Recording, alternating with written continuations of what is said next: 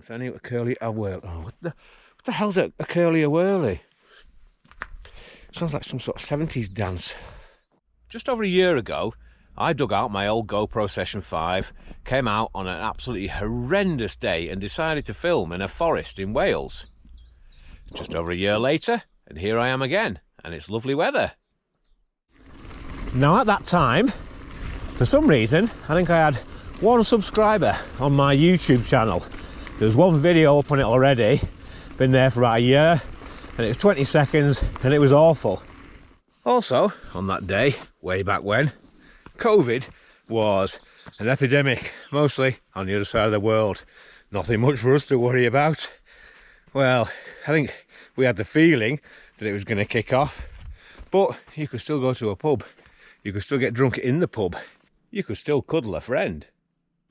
The video I made that day, I think it got about 50 views, and I was over the moon.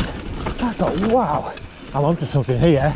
Not realising, of course, that 50 views is bugger all, really. But it was a start. I mean, at the end of the day, I couldn't actually see what I was doing and riding down here. It's so bloody dark. It was blowing a gale. It was tipping it down like you wouldn't believe. And I was falling on my arse a lot because it was one wet old track, this. At the best of times, actually fine today.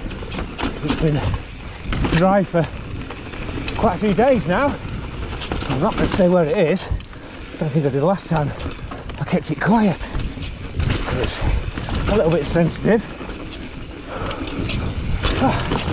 Very nice. Look at this. Some daft sod has sumped their car. I'm guessing on that rock. But look at this. You can see the track as they try to bugger off and get going again. But they didn't get far.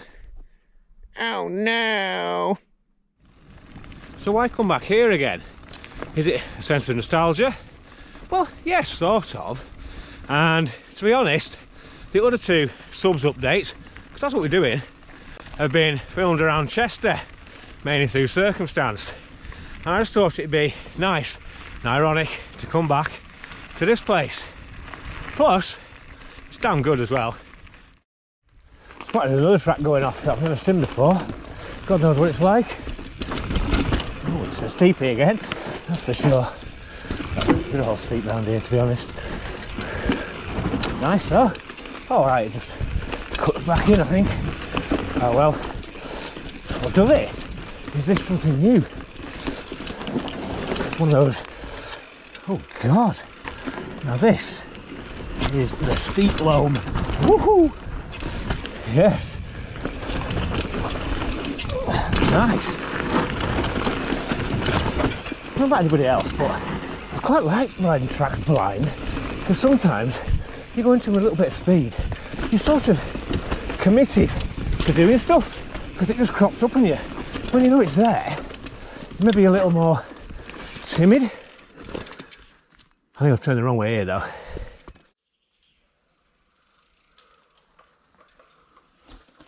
Steepest thing I've ridden in a while.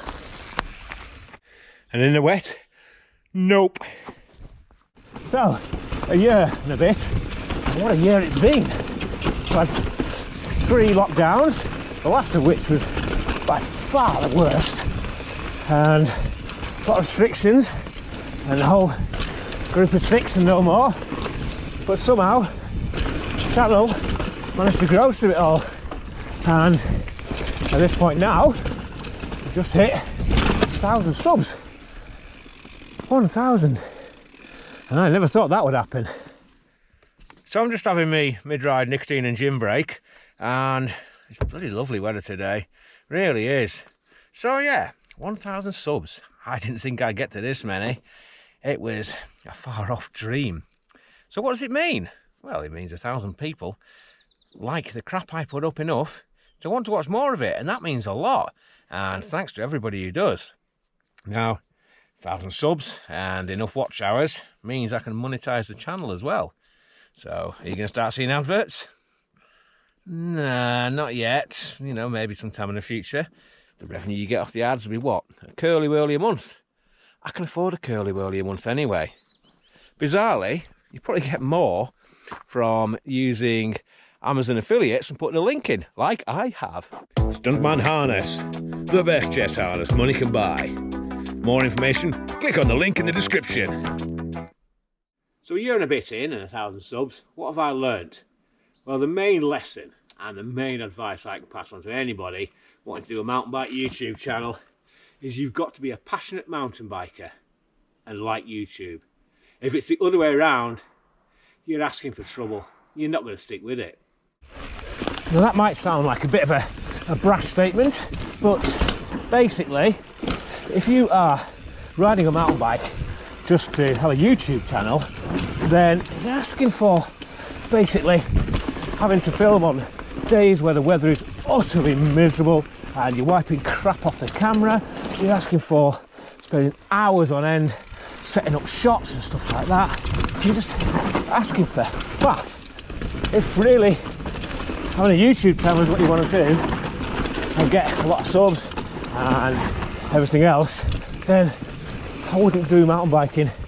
Pick something that you really love. For me, it was always about the mountain biking, always has been, always will be, and I just wanted to film myself riding. At first, not really for anybody else, but for me. And to an extent they still are. I do like that other people watch, but that's not why I do it. Okay, one more bit. Popping down to the bottom now, so I've got to get back because I'm going out again tomorrow. So my usual who knows won't work, because I knows, and you guys will knows next week. I guess it's going to be a good one, but it just remains to say again, thanks for subscribing, thanks for getting me to 1,000. Don't expect adverts anytime soon, but you never know. And see you on the next one. Bye bye. As an added little bonus, something that doesn't happen very often: a run down a hill without me talking. Now, I know I've got one critic at least who says there's far too much talking, just get on with the effing riding. Well, Eddie, this one's for you.